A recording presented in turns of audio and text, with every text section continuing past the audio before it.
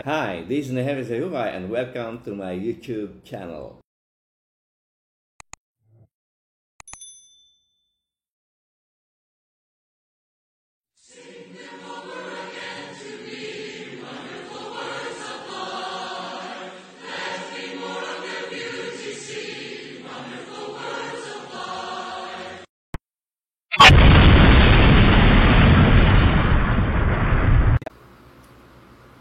Hello po mga kapatid. This time ay re-reviewin po natin yung 7 signs na ginawa ng ating Panginoong Kristo na sabi nga ni Juan ay ito yung napasulat upang kayo ay maniwala na si Jesus ang Kristo, ang anak ng Diyos na buhay. Maraming siyang sign na ginawa pero pumili lamang ng 7 si Juan at sabi niya sapat na ang 7 ito para kumbinsihin ko kayo na si Jesus ang Kristo, ang anak ng Diyos na buhay. Ito yung layunin ng kanyang pagkakasulat ng aklat na isinulat niya noong 96 AD. Ito yung Gospel of Jesus Christ according to John. At ganito yung kanyang layon. No? Nababasa natin po sa John chapter 20 verse 30 to 31. At ganito ang ating mababasa. Jesus performed many other signs in the presence of his disciples which are not recorded in this book. But these are written, yung 7 signs, that you may believe that Jesus is the Messiah, the Son of God, and that by believing you may have life in His name. So, sa pamamagitan ng iyong pananampalataya na si Jesus ang Kristo, ang anak ng Diyos na buhay, ikaw ay magkakaroon ng buhay sa kanyang pangalan. Ano-ano itong mga signs na ginawa ng ating Panginoon Kristo? At dito ay muli nating iisa-isahin. Re-reviewin po natin yung mga signs na kanyang sinabi sa aklat na ito. Unang sign na ganyang ginawa ng ating Panginoon Kristo na nakarecord sa aklat ni Juan ay yung turn the water into wine. No? Ginawa niyang alak yung tubig. At ito ay ginawa niya dun sa wedding at Cana in Galilee. At ito ay mababasa natin sa John chapter 2 verse 1 to 12. Kung gusto niyong basahin niyo po sa John chapter 2 verse 1 to 12. At kung ayaw niyo naman basahin, ay panoorin niyo na lang po yung video ito na akin pong ginawa nung mga nakaraang buwan. At ito po ay the first sign. At ito ay parte nung ating pong tinatalod na serya na pag-aaral dito po sa Gospel of John, na Gospel of Jesus Christ according to John. So, yung hindi pa po nakakapanood ng video ito, sana po ipanoorin niyo po the first sign. At yung first sign po, yung po yung ginawa niyang alak yung tubig. At yung second sign po ay ginawa niya rin doon rin po sa Cana. Nung bumalik po siya sa Cana mula sa Judea at nabalitaan ito ng taga Capernaum na opisyal na ang kanyang anak ay may sakit. Kaya sinadya siya po doon sa Cana upang i-request sa ating Panginoon Kristo na pumunta siya sa bahay nila para pagalingin yung anak. Ito ay mababasa natin kung gusto niyo basahin sa John chapter 4 verse 43 to 54. At kung hindi niyo naman gustong basahin ay manood na lang po kayo ng video. At itong video ito ay ang title po ay The Second Sign. So, dito po sa The Second Sign ay sinabi nung official, no, na pagalingin mo yung anak ko, punta ka doon sa amin. Sabi ng ating Panginoon Kristo, umuwi ka na, magaling na siya. At pag uwi nung official ay nabalitaan niya sa kanyang alipin na gumaling na nga yung kanyang anak. At yung oras na sinabi ng ating Panginoon Kristo na umuwi ka, magaling na ang iyong anak, yun rin yung oras na gumaling yung kanyang anak. So, yung power ng ating Panginoon Kristo, maski sa malayong distansya, ay nagagawa niya na pagalingin yung may sakit. At ito yung second sign na ni-record ni John. At sana po ay panoorin nyo yung video ito.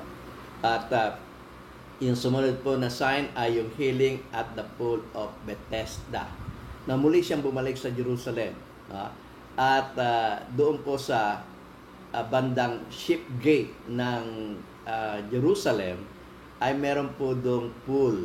At doon sa pool na yon ay miraculous ang pool na yon at marami po ang mga may sakit na dinadala doon upang gumaling. At nagkataon, meron pong mama na 30 years na siyang pinahihirapan ng kanyang sakit. 38 years na siyang pinahihirapan at namataan po ng ating Panginoon Kristo. At tuwing siya ay mag-attempt na pumunta sa pool, ay nauunahan siya. At bago siya makarating, nakaalis na po yung anghel sa kanyang paniniwala, yung anghel na nagpapagaling. Kaya hindi po siya napapagaling. Kaya yung pagkakataon namang yon, pinagaling siya ng ating Panginoon Kristo.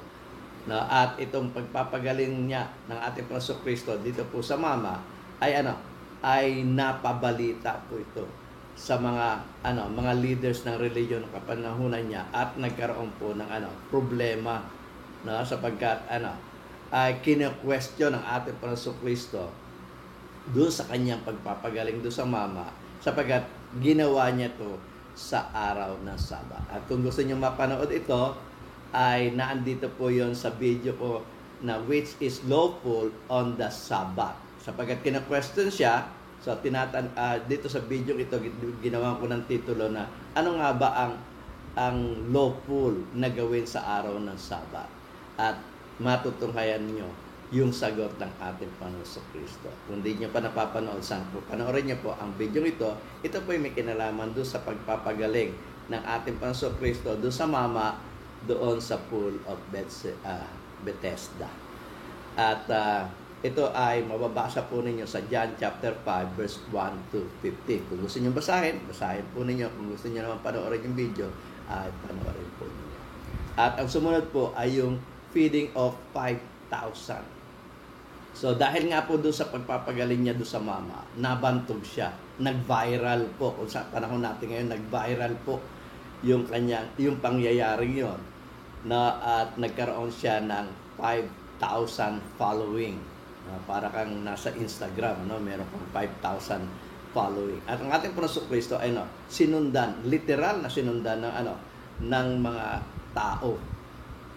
Hinahanap-hanap siya at kung siya ay masumpungan, ay nanatili sa kanya upang mapakinggan pa siya ng ibang mga aral.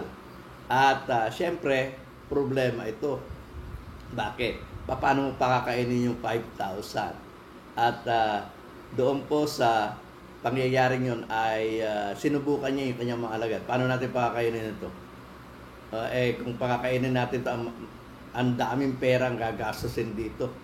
Pero sabi ng isa, ay merong bata na kasama sila roon na merong baon na 2 isda at 5 tinapay. At mula doon sa 2 isda at 5 tinapay ay gumawa ng miracle, gumawa ng sign ang ating Panginoon Kristo na ipakain niya ito sa 5,000 people.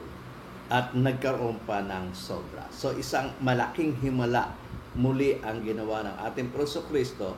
Ito ay isang tanda na siya na nga ang kanilang hinihintay. Katunayan, matapos niyang gawin ito, gusto siyang sunggaban ng mga tao at gawin siyang hari. Sapagkat yung salita pong Kristo ay pinahiran. At ang konteksto po nito ay pinahiran para maging hari nila. Pero ang ating Panginoon Kristo po ay pumunta sa bundok at ang kanyang mga alagad ay hinayaan niyang tumawid ng dagat. At kung gusto niyo panoorin yung video, meron po akong video niyan at ang video po ay feeding of 5,000. At dito niyo matutunghayan kung paano niya pinakain yung 5,000 na mga naging followers niya noong mga panahon na yon. So, nung ang kanyang mga alagad ay nasa tubig na, nagbabagtas na at siya po ay nasa bundok, ay inulan po, binagyo po yung nagkaroon po ng unos at nagkaroon ng malalaking alon at hinahampas po yung bangka ng kanyang mga alagad. At syempre natakot yung mga alagad, pero namataan nila na mayroong mamang naglalakad sa tubig sapagkat naisipan ng ating Panginoon Jesus na sila ay sundan.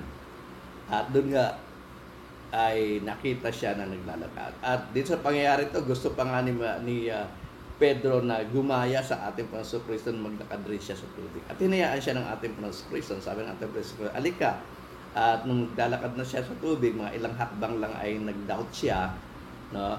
Kaya siya unti-unti siyang lumubog. At sa kanyang paglubog ay tinulungan siya ng ating Panginoon Kristo na makaahon sa tubig at makakalagay sa bangka. At sinabi ng ating Panginoon Kristo, ikaw na may kakaunting paniniwala. So, doon sa kanyang kaunting paniniwala ay nasabi ni Pedro na na truly you are the Son of God. Kaya itong video ito may kinalaman doon. Sana po'y panoorin niyo ang video ko na truly you are the Son of God. At dito niyo makikita, mapapanood yung paglakad ng ating Panginoon Kristo doon sa tubig. At pagkatapos po noon ay doon sa John chapter 9 verse 1 to 12. Kung gusto niyo basahin, ito po yung healing of the blind man. Dito po sa paggamot niya doon sa blind man. Ang blind man na ito na kanyang namataan ay bulag mula pa sa kanyang kapanganakan. At tinatanong siya ng kanyang mga alagad, sino ang may kasalanan? Ito bang bulag na ito o yung kanyang ina? Ang sabi ng ating Panginoon Kristo, huwag niyo naintindihin kung sino may kasalanan. Ang mahalaga, magkakaroon siya ng pagkakataon na mapagaling ito at ito ay sa ikaluluwalhati ng Diyos. Yun ang mahalaga doon, sa ikaluluwalhati ng Diyos. At yun nga, nung nakita niya yung blind man na ito ay kanyang ginamot. At nung kanyang ginamot, natural, nagkaroon ito ng ng viral again. Naging viral na naman ito at ito ay napabalita hanggang sa umabot sa mga Pariseo. At yung mga Pariseo, pinuntahan yung kanyang magulang at tinanong kung sino ang nagpagaling dito at kung tunay nga ito ay bulag. Sapagkat naghihinala sila na baka ito ay isang gimmick lamang, kagaya ng mga ginagawa ng mga fake healer sa ngayon. So, gusto nila maging authentic yung report. Kung totoo nga yung report na itong taong ito ay tunay na bulag at ito ay napagaling. At sabi nung magulang niya, nasa sapat na gulang na yung anak namin. Pwede na siyang magsalita para sa kanyang sarili.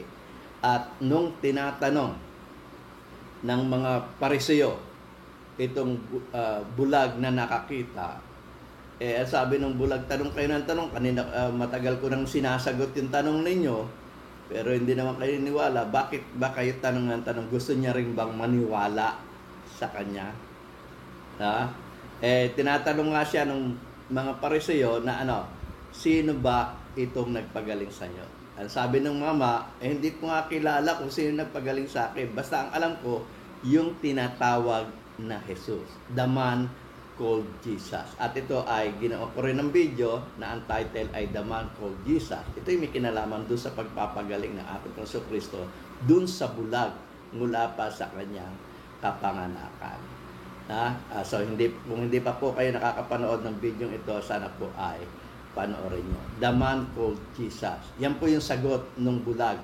Sino ba ang nagpagaling sa iyo? Ang sabi niya, yung sinasabi nilang si Jesus, siya yung nagpagaling sa akin. So, sana po ay panoorin niyo po ang video ito. At ang susunod po, ito po yung huli ng sign na ni-record ni John sa kanyang The Gospel of Jesus Christ according to him. At ito nga ay yung pagbubuhay niyang muli kay Lazaro. At dito sa pagbubuhay niyang muli kay Lazaro, ito yung mababasa natin doon sa John chapter 11 verse 1 to 44. Medyo mahaba po ito sapagkat dinitalye po ni Juan yung mga pagkakasunod-sunod ng pangyayari. Unang pangyayari dito ay nabalitaan ng ating Panginoong Jesus na si Lazaro ay may sakit. Ipinarating sa kanya nung mga kapatid ni Lazaro na si Marta at si Maria. At sabi nga ng ating Panginoon Kristo, buti wala ako roon para maniwala kayo. Bakit? Bakit sinabi ng ating Panginoon Kristo, buti wala ako doon para maniwala kayo? Kasi nga, yung pagkakasakit ng ni Lazaro ay nagdulot sa kanya na siya ay mamatay. At doon nga, ito ay kanyang bubuhayin muli. So, makikita ng mga tao na ang patay ay muling bubuhayin sa pamamagitan ng ating Panginoon Kristo. At ito'y hindi basta namatay lang. Kailan? Kundi itong patay na kanyang binuhay ay 4 na araw ng nalilibing. 4 na araw ng patay. Ibig sabihin, ito ay agnas na, ito ay namamaho na. Pero kahit na siya ay namamaho na, sabi ng ating Panginoon Kristo, buksan niyo ang libingan, at sinabi niya, Lazaro, ikaw ay lumabas. At lumabas si Lazaro na isang buhay na natatalian ng lino. No? So makita natin, ito yung ika-7 na tanda na inirecord ni Juan na ginawa ng ating Panginoong Jesucristo. At ito yung video nung nakaraang linggo na resurrection of Lazarus. Yung hindi pa po nakakapanood, sana po ay panoorin niyo po ang video nito. Ang lahat po ng video ko ay maikli lang, kaya hindi po kayo maiinip na ito po ay panoorin niyo mula sa simula hanggang sa katapusan. At ito po ay very informative. Sana po ay mapanood po niyo. So makikita natin, ang ating pinag-aralan sa araw na ito ay may kinalaman doon sa 7 tanda na inirecord ni Juan. Na kung itong 7 tandang ito ay magpapatunay na na si Jesus, siya na nga ang Kristo o siya na ang Misaya, ang anak ng Diyos na buhay. Kung natatandaan nyo nung si Juan Bautista, pinipresenta niya ang ating Panginoon Kristo. This is the Lamb of God that takes away the sin of the world. Ang sabi niya nga, itong darating sa hulihan ko, siya na nga ang Kristo. Siya ang magbabautismo sa inyo sa tubig, sa Espiritu at sa apoy. So, tahasang sinasabi ni Juan yan. Pero nung siya'y makulong, medyo nag-doubt siya. At nung siya'y makulong, sinugo niya yung kanyang mga alagad doon sa ating Panginoong Jesus upang personal siyang tanungin kung siya na nga ang kanilang iniintay o mag-iintay pa sila ng iba. At yan ay matutunghayan natin dito sa Matthew chapter 11 verse 3, at ganito po ang ating mababasa. When John, who was in prison, si John the Baptist po yun, heard about the deeds of the Messiah, the Christ, he sent his disciples to ask him, are you the one who is to come, or should we expect someone else? So, pinapunta niya yung mga alagad para tanungin personal ang ating Panginoong Jesus kung siya na nga yung kanilang iniintay. At mapansin nyo kung ano ang sinagot ng ating Panginoong Jesus.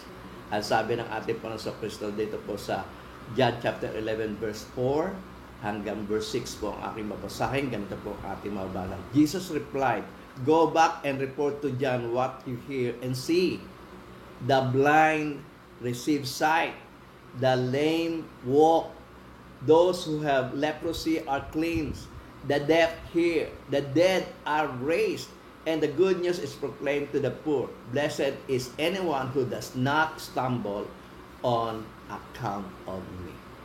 So sabi ng ating Panginoon Kristo, nung siya ay tinatanong, ikaw na nga, sabihin nyo na lang kay Juan, yung mga bulag na nakakakita, yung mga lumpo ay pinalalakad, yung mga may ketong nililinis, yung mga bingi binibigyan ng pandinig, at yung mga patay ay binubuhay. So ito yung tanda para patunayan na siya na nga at wala na silang dapat na intayin pa.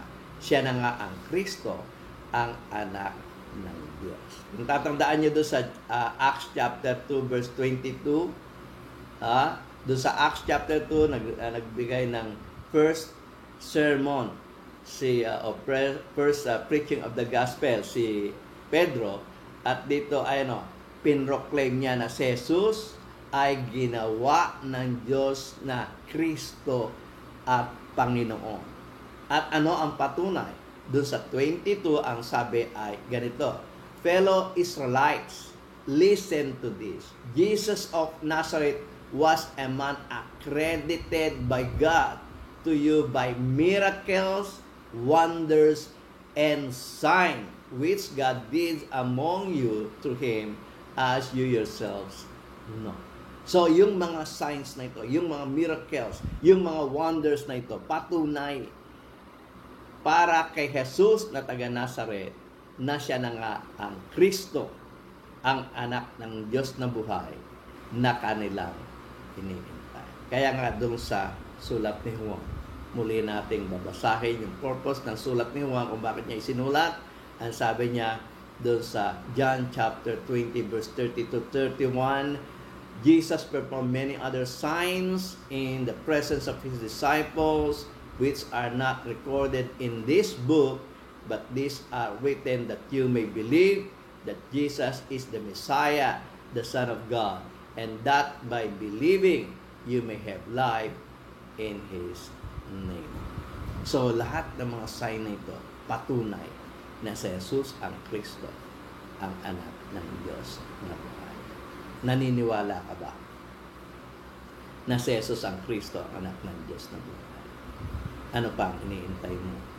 Sana po ay sa iyong paniniwala ay magpabautismo ka upang ikaw ay maligtas. Sapagat yun po ang sinabi ng ating Pastor Kristo sa Mark chapter 16 verse 15 to 16. Ipangaral ang mabuting balita sa lahat ng kinapal, ang sino man sumampalataya. At kung ikay nananampalataya, very good. Pero hindi lang po pananampalataya. Ang sabi niya, ang sino mang sumampalataya at mabautismuhan ay maliligtas. Maraming salamat po sa inyong pakikinig ng video ito, panonood ng video ito. At sana po ay nag-enjoy kayo. At sana po ay muli tayo magkita-kita sa mga susunod pang video na akin po i-upload dito po sa aking channel. Kung nagustuhan niyo po ang video ito, sana po ay mag-subscribe kayo at i-ring nyo na rin po yung bell para sa ganon ay kung meron po kaming mga bago pang mga video na akin pong i-upload ay ma-notify kayo at i-like nyo na rin po kung nagustuhan niyo po ang video ito. At kung maaari ay i-share nyo na rin po ito sa inyong mga kaibigan para sa ganon sila man ay makapanood ng mga video ito. At sana po ay kung meron po kayong comment, sana po ay mag-comment kayo. Muli, ako po si Nehemia Sayuhay. Ako po ay taos-pusong nagpapasalamat sa inyo at sana po ay panoorin nyo na rin po yung video ito na sa inyong harapan at pindutin nyo na rin po itong bilog para sa inyong mga subscription. Maraming salamat po.